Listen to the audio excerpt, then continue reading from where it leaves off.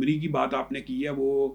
جو شخص ہے وہ اعلانیہ حضرت ابو بکر اور عمر کے ایمان کے اوپر مناظروں کے لوگوں کو چیلنج دیتا ہے،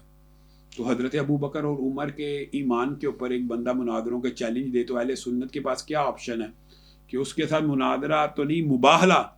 آپ کو میں کہتا ہوں کہ جب آپ کا دل کرے میرا اس کے ساتھ مباہلہ کروا دیں جو حضرت ابو بکر اور عمر کے ایمان کا قائل نہیں، مباہلہ کرائیں کہ اس کے اوپر اللہ کی لعنت ہو، وہ بندہ جھوٹے کی زندگی، جو جھوٹا بندہ وہ سچے کی زندگی میں فوت ہو جائے، میں اس مباہلے کے لیے تیار ہوں، آپ اس سے میرا مباہلہ کروا دیں. وہ کہتے ہیں، وہ کہتا ہے کہ پہلے مناظرہ تو کر لینا، کیونکہ آپ صلی اللہ علیہ وسلم مناظرہ تو آپ نے بڑے لوگوں کا ان کے ساتھ کروا دیا نا. میں تو مباہلہ دیکھیں، میں یہ مباہلے کا لفظ اس لیے کہتا ہوں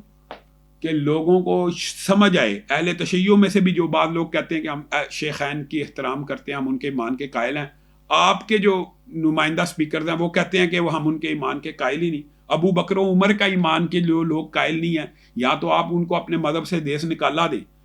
ہم کسی مسلمان کو کافر کہیں تو یا وہ کافر ہو جاتا ہے یا میں کافر ہو جاتا ہوں، تو جو ابو بکر کو کافر کہے وہ بندہ مسلمان رہتا ہے، تو اس کے ساتھ مناظرہ کیا ہو سکتا ہے؟ اس کے ساتھ مباہلہ ہی ہو سکتا ہے. اور یہ مباہلہ اللہ کے فضل و کرم سے آپ کے چینل کے اوپر لائیو تو نہیں، ریکارڈڈ شاید آپ نے چلانا ہے، تو ریکارڈ کے اوپر رہے گا. میں حاضر ہوں جب اس کا بدبخت کا دل چاہے کہ اس بات کے اوپر حضرت ابو بکر کے امی عائشہ کے جنتی ہونے کے اوپر میرے سے وہ مناظرہ چھوڑے، مباہلہ کر لے.